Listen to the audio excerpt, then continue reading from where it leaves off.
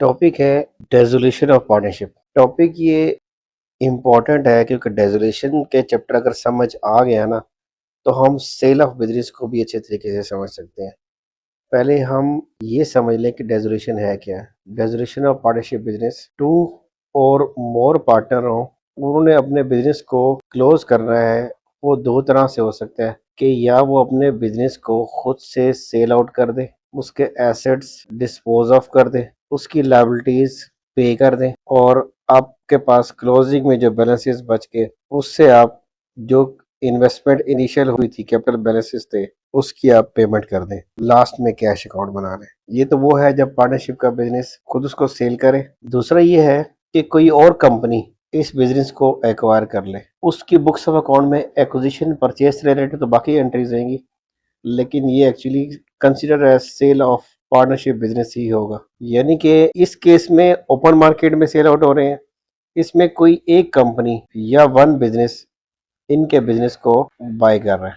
तो इन दोनों कॉन्सेप्ट को टेक्निकली समझते हैं कि हमें इसमें करना क्या पड़ेगा।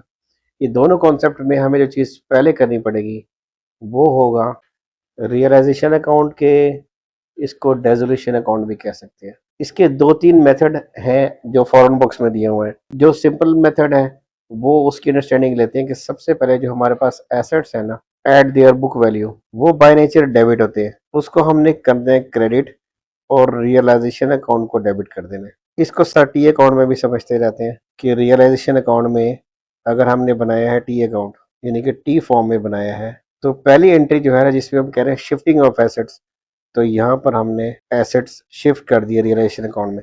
इसका मीनिंग ये है कि एसेट अपनी बुक वैल्यू से इस रियलाइजेशन अकाउंट में आ गए। सेकंड, आपने ट्रांसफर करनी है, लायबिलिटीज हमने शिफ्ट की है, तो लायबिलिटीज बाय नेचर क्रेडिट होते हैं। जब वो रियलाइजेशन अकाउंट में शिफ्ट हो जाएंगी तो लायबिलिटी डेबिट हो जाएगी, रियलाइजेशन अकाउंट क्रेडिट हो जाएगा। तो यहाँ पर हमने लायबिलिटी रिकॉर्ड कर दी। ठीक है।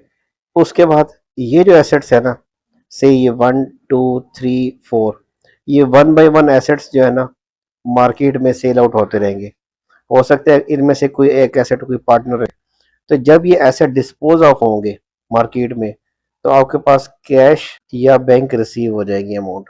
तो उस एसेट्स की वैल्यू, रियलाइज्ड वैल्यू, हम यहाँ रिकॉर्ड करेंगे। फोर्थ एसेट से कि किसी पार्टनर में ने ले लिया तो हम यहाँ पर उसके पार्टनर का अकाउंट या नेम लिख देंगे, कैपिटल अकाउंट।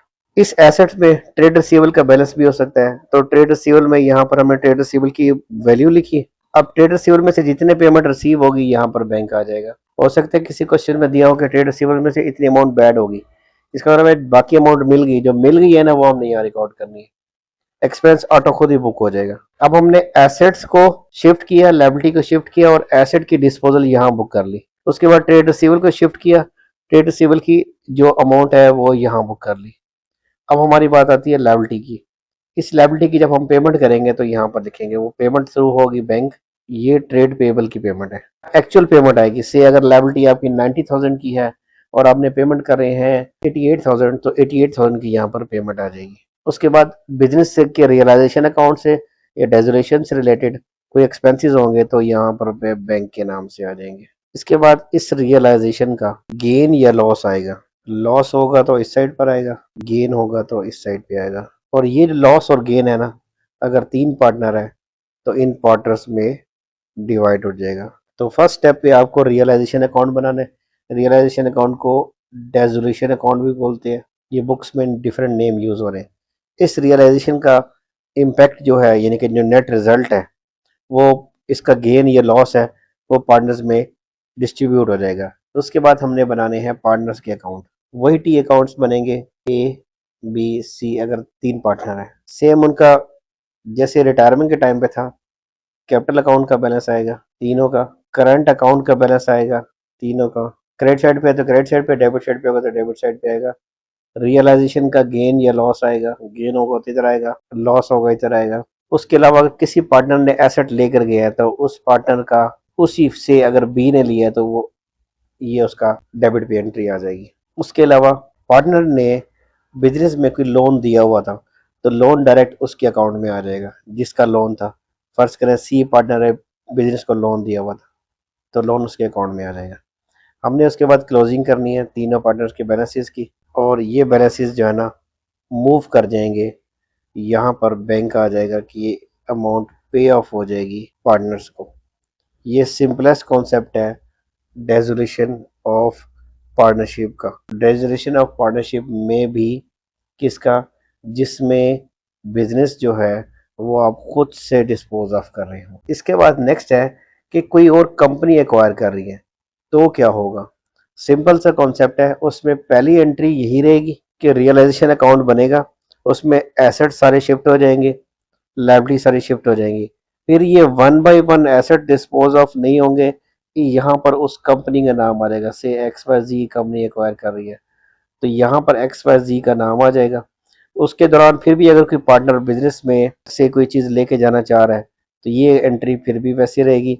और ट्रेड रिसीवेबल की पेमेंट अगर खुद करना चाह रहे हैं, पैसे खुद लेना चाह रहे हैं, तो यहाँ पर ट्रेड रिसीवेबल की एंट्री भी वैसी रहेगी।